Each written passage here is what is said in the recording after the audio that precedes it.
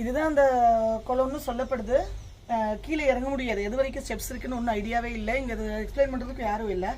அதனால் காலை நினச்சிட்டு வந்தாச்சு, தலையில் வச்சுட்டு வந்தாச்சு. நம்மளால் அவ்வளோதான் முடியும். இப்போது நமஸ்காரம், அஸ்ட்ரோ பிருந்தா கோயம்புத்தூர்லேருந்து. இப்போ நான் இருக்கிறது என்னோட நேட்டிவான பையனூர், கண்ணூர் டிஸ்ட்ரிக்டில் பையனூர் தான் என்னோட 3 தலைமுறையோட நேட்டிவ். அதுக்கு முன்னால் தான் தஞ்சாவூர். அங்கே இருக்கிற திரிக்கரிப்பூர், அங்கேருந்து பையனூர் சுப்பிரமணியா டெம்பிள்லேருந்து 5 கிலோமீட்டர் தள்ள திரிக்கரிப்பூர் அப்படிங்கிற இடத்துல சக்கரபாணியோட கோவில் இருக்கு. இந்த சக்கரபாணி கோயில் இங்கே நமக்கு நார்மலாகவே நான் நிறைய இடத்துல போய் ஆதங்கப்பட்டிருக்கேன். எந்த கோயிலாக இருந்தாலும் சரி, முதல்ல அந்த இடத்துல டெம்பிள் ஹிஸ்ட்ரி வந்து மேண்டட்டரியாக கவர்மெண்ட்டே கொண்டு வரணும்.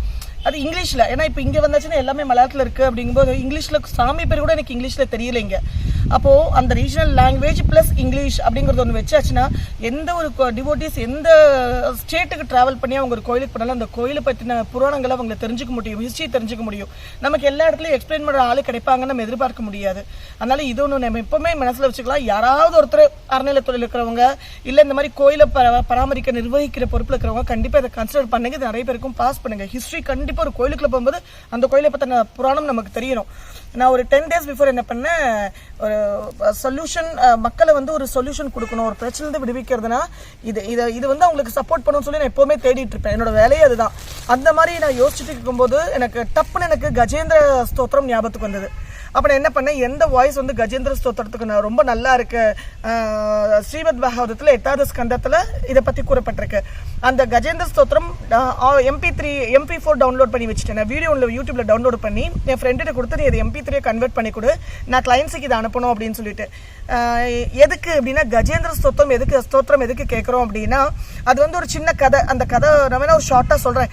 கடந்த பிறவியில் ராஜாவாக இருந்தார் இந்திராயம்னுங்கிற ஒரு ராஜாவும் தேவாலா அப்படின்னு ஒரு சேஜ் இருந்தார். அவங்க 2 பேரும் சேர்ந்து குளத்துல குளிக்க போகும்போது இந்த ராஜா என்ன பண்ணுவாரா, அந்த சேஜோட காலை பிடிச்சி, அந்த சன்னியாசியோட பிராமணனோட காலை பிடிச்சி இழுத்து விட்டுருவார் தண்ணிக்குள்ள. அப்போ ஒரு கோவத்துல கர்ஸ் பண்ணிடுவாரு, நீ அடுத்த ஜென்மத்துல நீ யானையா பிறந்து முதலவாயில மகரம் முதலவாயில நீ மாட்டிக்க கடவுள்னு சொல்லி சபிச்சிருவாராம். எனக்கு இதை தயவுசெய்து இதுல இருந்து விடுவி, நான் என்ன வேணாலும் அதுக்கு பரிகாரம் பண்றான்னு கேட்கும்போது, இல்லை இதுக்கு உனக்கு விஷ்ணு தான் அதுக்கு மோட்சம், இதுல இருந்து உனக்கு விடுவிக்கணும், இந்த சாபத்துல இருந்து சொல்லிடுவாங்க.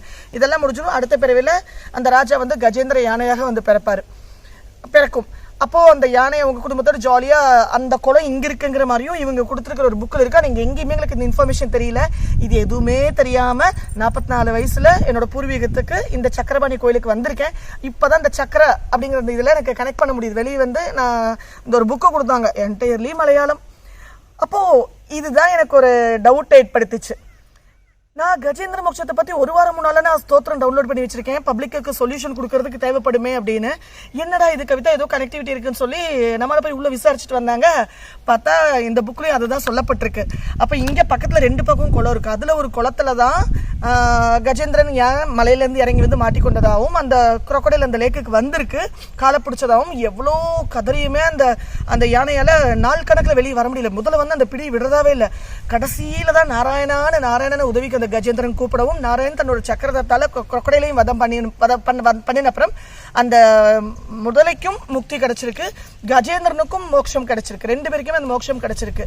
அப்போ நம்ம எல்லாருமே அப்படித்தானே, ஏதோ ஒரு பிடியில வாழ்க்கைய சுழற்சியா இருக்கலாம், இல்ல ஏதோ ஒரு கஷ்டத்துல நம்ம மாட்டிட்டு இருக்கோம்ல. எல்லா பக்கமும் சுகமா இருந்தாலும் எல்லார் லைஃப்லயுமே ஏதோ ஒரு விஷயம் நெருடலாவே இருக்கும், உறுத்திக்கிட்டே இருக்கும்.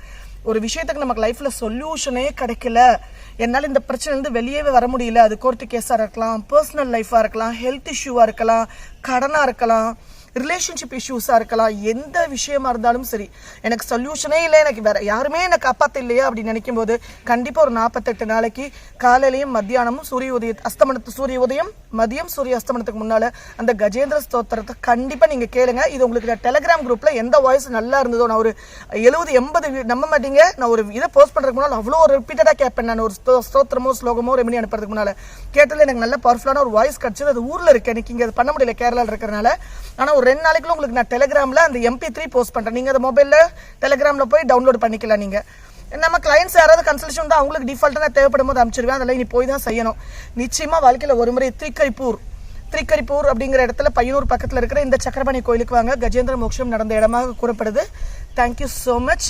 Love you all. அஸ்தோ Brinda again from Coimbatore. Thank you. அந்த கஜேந்திர மோட்சம் இது நடந்த இன்சிடென்ட் நடந்த குளமாக சொல்லப்பட்ட அந்த புக்கில் சொல்லப்பட்டிருந்தது வந்து இதுதான். ஆக்சுவலாக ஒரே நிமிஷம் பாருங்க, 2 குளத்துக்கு நடுவில் தான் இந்த ரோடே இருக்கு. இதில் தான் கஜேந்திர மோட்ச இது நடந்த மாதிரி சொல்லப்பட்டிருக்கு. நான் வந்து இந்த ஊரில் அது ஒரு புக் கொடுத்தாங்க, அதில் கூறப்பட்டிருக்கு. தரிசனம் பண்ணிக்கோங்க.